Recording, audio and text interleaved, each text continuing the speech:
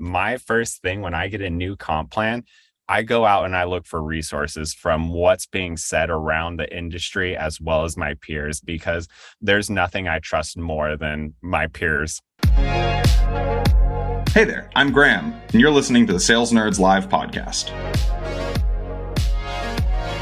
Aligning what's best with the business, with how you're getting compensated, is just a best case scenario because it will drive behavior. I earn what I would like to be earning, and then I'm also able to really speak eye to eye with what leadership is looking for. So that's what I think about a lot. On today's episode of Sales Nerds Live, host Graham Collins welcomes Keith Andrew and Alex Brennen, account executives at QuotaPath. Today, the three unpack one of the biggest errors you can make in your comp plan design and what really matters to AEs when it comes to comp structures. Let's dive in. Sales Nerds Live is brought to you by your friends at QuotaPath. QuotaPath removes the manual lift out of sales commissions by automating the compensation process. We calculate and track your team's commissions, prepare them for payouts, and even give your reps the ability to forecast attainment and future earnings. We're the only solution loved by reps, leadership, and finance. Come nerd out with us on Sales Nerds Live. Awesome. Just got the word that we're live. Hi, everybody. Welcome to another episode of Sales Nerds Live. This episode is about what reps want in a comp plan. So one of the biggest errors you can make in your comp plan design is assuming what your reps want. On today's episode of Sales Nerds Live, I welcome two AEs to find out what matters to them and what doesn't when it comes to comp structures. Welcome, Alex and Keith. Hey, everyone. Hey, Graham. Hey, everybody. So today, I have Alex and Keith, who are both AEs on the QuotaPath team. But I'd love for each of you to tell me about yourselves. Let's start off with Keith here. Yeah. Hey, everyone. Between me and Simba, I am the newer of the two to the QuotaPath team. I joined in the end of March, and so I've been here for Q2, Q3, and now going on Q4. I originally did not start out in the SaaS space, though. I started my selling career actually in IT and infrastructure. So, for instance, large buildings, when they get set up, getting them like SD-WAN, DDoS mitigation. And it was actually through the pandemic that made me realize and shift my selling perspective over to SaaS. And so that's how I ended up here. Awesome. Thanks, Keith. What about you, Alex? I'm Alex Brennen. I'm a senior account executive here at QuotaPath. I have had the pleasure of working at a few great tech companies over the year. Found my way over here to QuotaPath, and I have now been on the team for over a year. I think a year and some change. Year and change. Excellent. Well, thank you both for joining me today. We are deep in the throes of comp planning season, although some people probably haven't started yet, but that's okay. I've had a whole bunch of calls with different folks helping them build out their new comp plans. And so that's mostly with VPs of sales and RevOps and finance folks.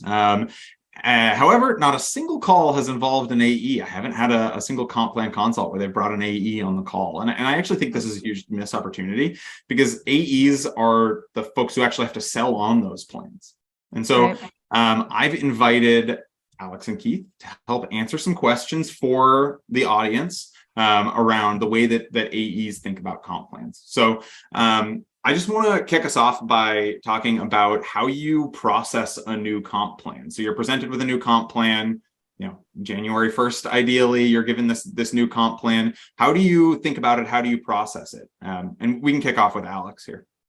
Yeah, so I'm going to give you a very honest answer. So over the years, I would get a new comp plan, and I actually didn't do as much processing. As now looking back, I'm kind of shocked about it. But a lot of times I would look at comp plans and it was a series of like matrix and graphs and different rates, different components, always long. And so I would typically do just like a high level understanding of what is my target, what is my base rate, do I have accelerators? But there wasn't a lot of like intricate reading and breaking down of the comp plan. And I think a lot of times it was just so complex that I just didn't dig into it too much until I needed to, which is kind of odd. And I hate to plug my own product, but I will say, like, working at QuotaPath has like genuinely been a game changer for me. I now, when the comp plan is issued to me, I don't even look in like a Word doc format anymore. I just go in there and I can see how I'm earning based on these paths. So I think it has been a big change for me to be able to quickly and easily understand my comp plan. So historically, very different though. Yeah, that's awesome. Keith, what about you? I mean, I have to agree with Simba. It's about quickly and being able to easily understand that. I just went about it a different way, kind of. So whenever I would get a comp plan, I'm from the early years of the internet. I would just go straight online, Google the industry and similar comp plans so I can get a feel of what they're presenting to me, and also get a better understanding of these different avenues I can go to earn commissions, because sometimes it'll just be a very bulky comp plan and you're just like, what am I looking at here? Is this one path or is this 5 different paths that I can go to earn commissions? Because you could be selling one product but a bunch of different varieties of that. So it's really just using the history out there from the industry that you're in to get a better grip and understanding of what your commission structure is, what the plan is like, and if you're actually setting yourself up for success. Because it's really about being humble and admitting kind of that you don't know, and you need to rely on people that have been in that industry or even on the team already, and reach out to them to get a better understanding. So generally, my first thing when I get a new comp plan, I go out and I look for resources from what's being said around the industry as well as my peers, because there's nothing I trust more than my peers. Yeah, that's great. I mean, I remember, because I come from a sales background as well. We were talking about when we started working in sales. My first SaaS sales job was in 2011, but I actually sold shoes for a long time at a shoe store in Maine. That was my first job, and so and earned commission doing it. So I remember that. And whenever I got a new comp plan, it was always like, how are they trying to screw me over? And there was, it seems like, always negativity in comp plans, in new comp plans. Like it was never presented to me as an exciting or an interesting like way of making money in a new way. And so I think that's a big miss as well.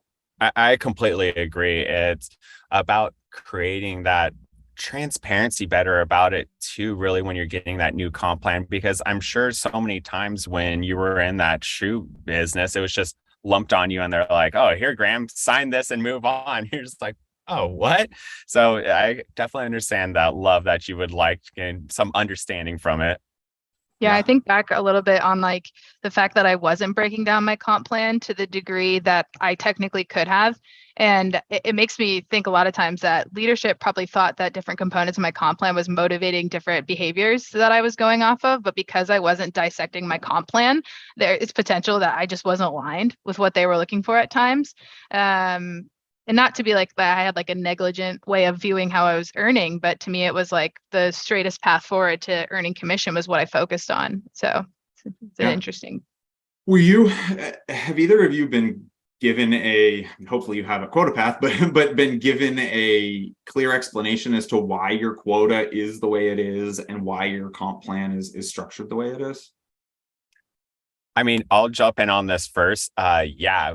So thankfully, when I started out my career in sales, when I was selling physical assets, it's really straightforward. It's like, oh, I'm selling bandwidth, and commission structures based off of how many gigs or whatnot they're buying in. So it was very straightforward and easy to understand. But it was really when I transferred over into selling SaaS and these technology products where it started becoming a lot more variable, and you had to try and think more abstractly about how I can bundle these different resources together to really not only represent our community, well, not community, our business better, because that's going to be a more harmonious product, but also then set it up to provide the best commissions for me. And so I think it was a very industry thing that was a big shift for me when I moved over into selling SaaS, where I'm like, I don't understand this anymore, and I really need a resource.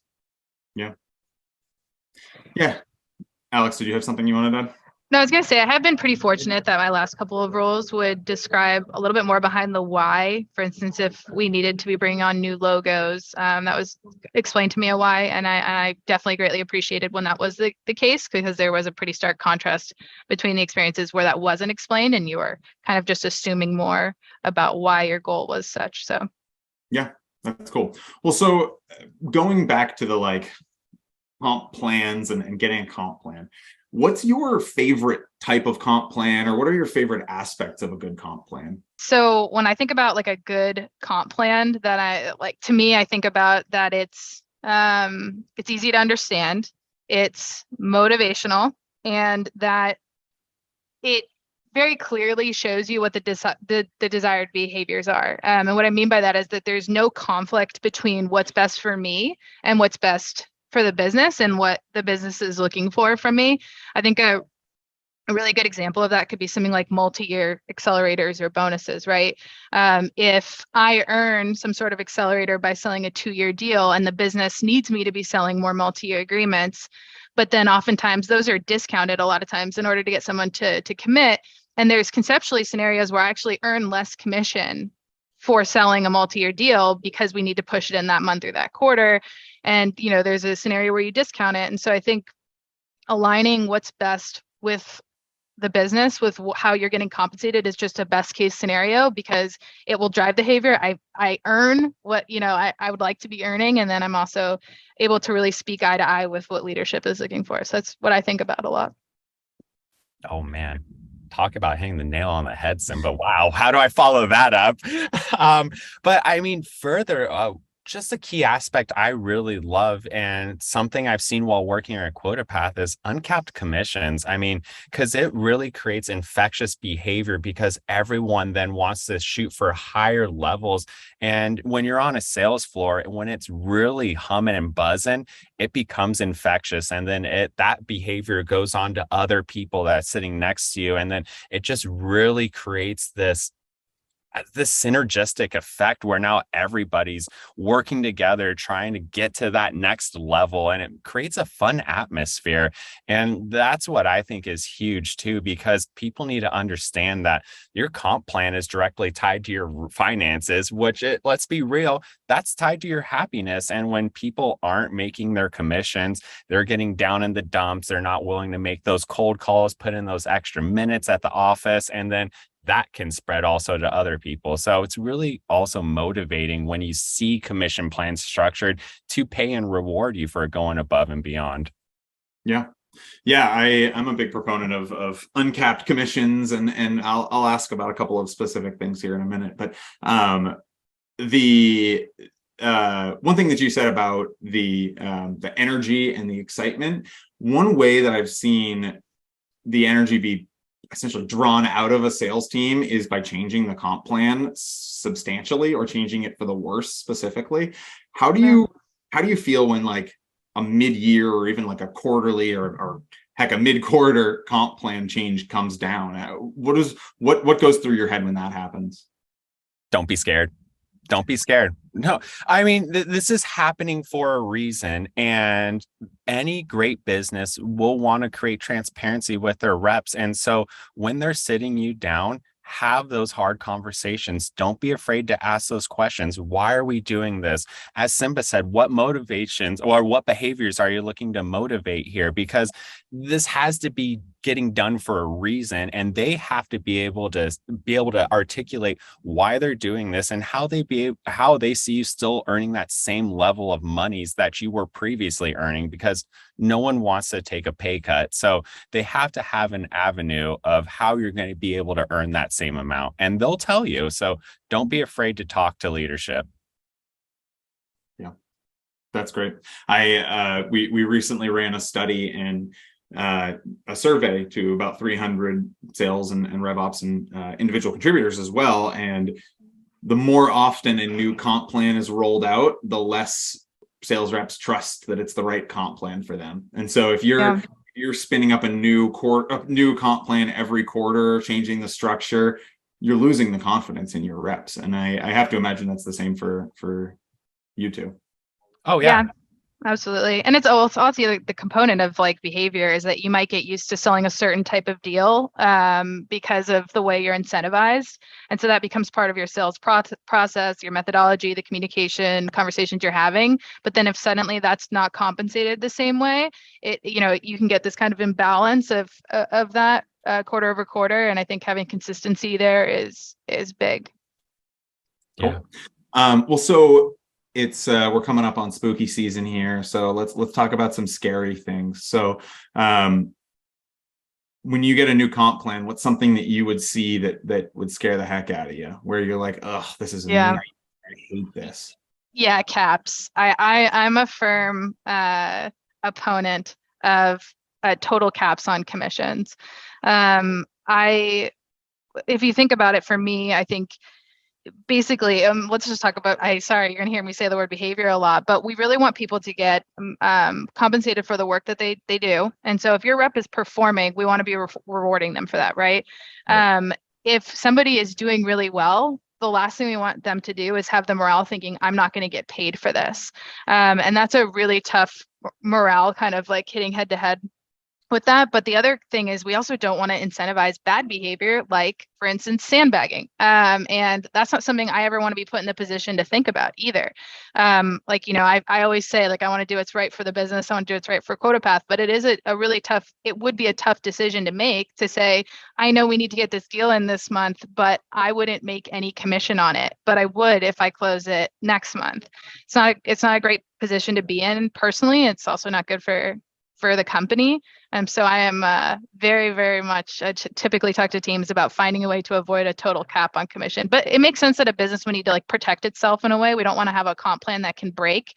So a lot of times you'll see creativity when it comes to accelerators, which totally understand. But I would definitely suggest in those instances explaining to your reps why that is the case. But yeah, caps is my answer. Okay, Keith, what about you? Do you have one? Yeah, for me, it's really when your commission is based off of other people or when you're in direct competition. So Great one. specifically by two, like this life experiences here, I learned this the hard way. So one of my early selling jobs, there was no regions or territories, and I didn't even think about looking at that. So when a new opportunity came in, everybody on the sales floor was now blood in the water, and we're all sharks going after this one person. And now this guy is feeling overwhelmed and he's like, I'm getting hit up by all you guys. I don't know what's going on. And this guy sounds more senior than you because you're new. So I'm going to talk to him.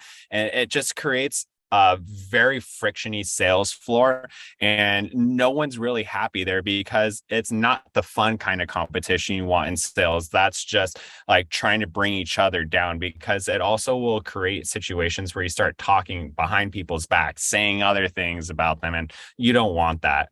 And then the other one was when I was an ISR, and my commission was based off of how well the AEs were doing above me and how well their like selling process was, and teed me up to further grow that relationship. Because if you're only aligned to one or two reps and the new sales leader doesn't know those AEs very well, you can get set up in a situation where now you have the two lowest producing AEs that you're supporting, whereas your counterpart has the two highest, and you just kind of walked into that situation. So it's really knowing how you're aligning with that team that I think is very important to know.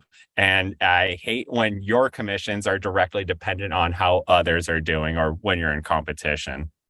Yeah, I think that's awesome. And it's that unhealthy type of competition. So I'm a big proponent of spiffs or competitions or whatever, where it's like, this month the top seller gets something, or, the top three sellers or whatever. I think those are fine, but I've seen comp plans where they say, okay, at the beginning of the quarter, like the entire budget for commissions is $100,000 this quarter, and everybody is just fighting for that same $100,000. It's a zero-sum game where, like, if I earn $1 of commissions, that means Keith doesn't earn $1 in commissions. And so I've seen that where it's like, and you then get a proportion of the bonus pool based on how well you do as compared to everybody else. And you're absolutely right. I hate having those types of plans, because then am I not incentivized to help my teammates, I'm incentivized to harm them, to give them bad advice or to make sure that they're unsuccessful. So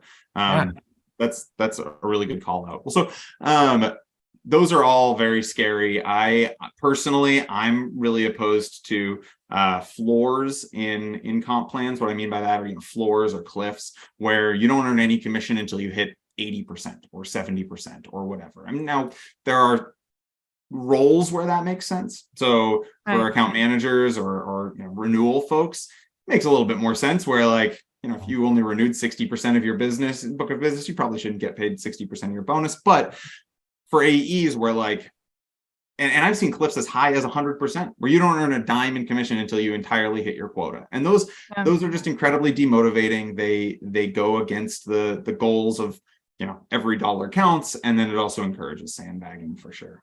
Which recently published an article about why sandbagging sucks. Sandbagging does suck. It does. Well, so what, and I know we're coming up a little bit on time here with two guests. It goes by a lot faster than with one. What's something that you wish sales leaders or RevOps leaders or finance leaders, whoever's building the comp plans, what's something you wish they knew and put into all of the comp plans they were building?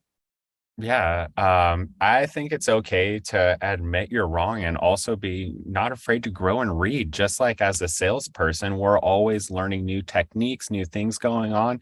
The commission plan you built 2 years ago might not be the best one now, and it's okay to admit that you guys need to change and restructure things. It doesn't mean that you did anything wrong at all. It just standard. Times change, business practices need to change, and don't be afraid to do that because you'll actually be able to retain reps and have a better sales team if you're willing to do that. So don't be too prideful. It's okay. Everyone's growing. We're all in this together. So it's just best to being able to say hey, this is what's happening and X, Y, and Z are the factors that are causing it. So we're going to do A, B, and C. Yeah, I think that's great. And especially given that both of you have now been salespeople at really early companies, the comp plan one year may not be the comp plan the next year. And so often people try to get the perfect plan from the very beginning. And it's there is a perfect plan. Maybe there's a perfect plan for you right now, but it's not going to be the perfect plan in 6 months. It's not going to be the perfect plan in 12 months. And so I think that's great that hearing that from you, because I'm always hesitant of we're changing the plan again. What about you, Alex? Yeah. So a lot of times when we talk to teams here, they come to us because they've identified that there's a challenge, right, with the comp plan already or with their process. The answer for you actually lies in my cold outreach. So what's interesting is when I have the opportunity to speak with a lot of sales leaders, I oftentimes hear that the sales team has no issue with visibility into their earnings or understanding their comp plans. What's really interesting is that to this day, I've really yet to run into a sales rep who doesn't say they would want more transparency into the process. So there's a really interesting disconnect that I've had front row seats to. And these are great sales leaders. There's not throwing any sort of saying that they're not great sales leaders, but I think the issue is because reps don't know better. They don't a lot of times know that there are less complicated or easier to understand comp plans, or that there are solutions to have better visibility into their earnings. So they're not asking for it a lot of times. And so what I would leave sales leaders with to think about comp plans is that even if it's not being requested, it's very, very likely, and I know for studies of it, that reps do genuinely want more context around the why behind their comp plan, it to be easier to understand, and then also to have better visibility into their earnings. I would leave you with that. And if you're curious, does that apply to my team? I would ask them, would it be helpful if I gave you more context into why we're incentivizing these behaviors? Do you need more visibility into your earnings? I would encourage every sales leader to ask that. I think that's awesome. Yeah, I've when I was in sales, I never really got the explanation of this is your quota and this is why this is your quota. It was always just here you go, good luck. And so getting the why behind it is super powerful. And I think my thing that I wish everybody knew is to involve your sales team in these conversations as you're building the comp plan. You've got a first draft, run it by your senior sales people. Not everybody. You don't want the entire sales team contributing, but if I went to Alex and said, Alex, we're considering XYZ in our comp plan, how would you feel about that? Yep. I'm sure that Alex could provide a lot of really great insight, and Yeah. because she's going to be the one selling on it. And so if I say, hey, we're gonna ask you to do 2-year deals, she may say, well, Right. the issue with that is, we can't sell 2-year deals because of some legal reason, or whatever it may be. And so by asking, you're going to get more input, and again, not everybody, but some people on your team. Yeah. 100%. And I think that'll also lead to greater levels of happiness within the team too, which is huge. Awesome. Well, so thank you for those answers. I have 3 questions that I always ask my guests as we're departing. So we'll go in kind of rapid fire, not crazy rapid fire, but we'll have Alex answer first, and then we'll go to Keith. We're going to do question Alex Keith, question Alex Keith. So Got it. all right.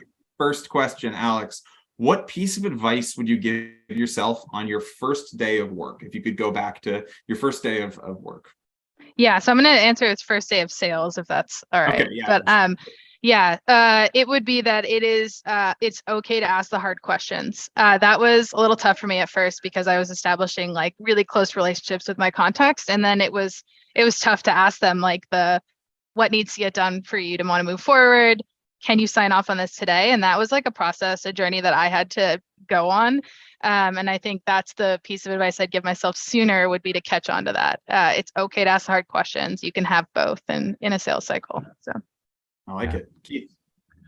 For me, talk to everyone, talk to every single department. There's a reason they're there and on the team. And the more you can know about all these teams and the departments, the better you'll be to be able to talk on your services and be that professional that they're coming to for help, because there's not a single person that's on any team that isn't there for a reason. So find out their role. What do they do? What's their goals, And so then that way you have a better roadmap of the business that you can articulate out to clients.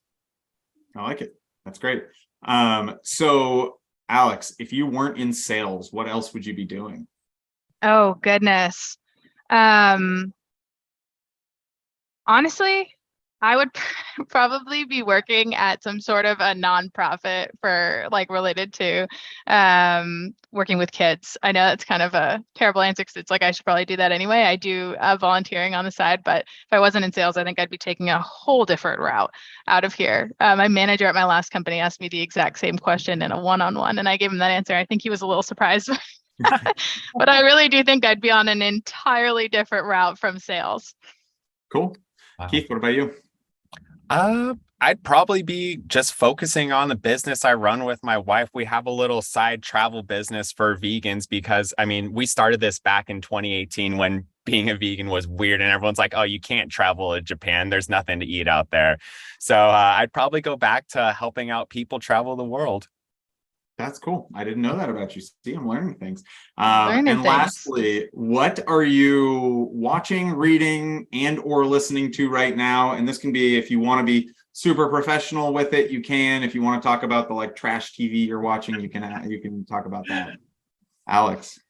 Yeah, I am watching House of Dragons, but I'm also rereading different components of Play Bigger. It's a book that I would suggest, especially if you're kind of thinking about how companies are finding ways to differentiate themselves. I think it's really interesting. And it talks a lot about the history of how different companies have done that. And I've found it super relevant too with different companies that I've worked with. So that's my work and non-work answer. All right. Keith, what about you? So for what I'm watching right now, there is a new season of Dairy Girls that just dropped on Netflix. I am a big fan of it. It's just essentially a group of 4 girls that are in like the apartheid Northern Ireland, and it's just absolutely knackers watching them go through their adventures. And it's just terrible funny. And then for our book, it's kind of like Simba going the other direction, though. I'm reading Leadership by Sir Alexander Ferguson. He's the most winning soccer coach ever, and he really breaks down what took him to that next level to be the most iconic soccer leader or coach of all time, because he's in that echelon with like Coach K, and he talks about what's required to communicate, lead, and actually be a part of the team too, rather than just leading the team. And it's a great fun book. Awesome. That's awesome, Keith. Terrific. Well, where can folks find you if they want to connect? Yeah, feel free to find me on LinkedIn. I would love to connect. I also am always in a learning mode. So if there's something that I've said today that you would love to share more insight with, or you have questions, please find me on LinkedIn. I should know what my URL is. I think it's alex.brennen, but you can find me through CodaPath's LinkedIn as well. Yeah, you can find me on LinkedIn too, Keith_Andrew. Or if you want, you can check out the website, City Love with 3 E's at the end. If you need help with any travel tips too, we're always glad to help any way we can. Awesome. Well, thank you all, and have a wonderful rest of your day. Take care. Bye, Graham. Bye, everybody. Thank you so much.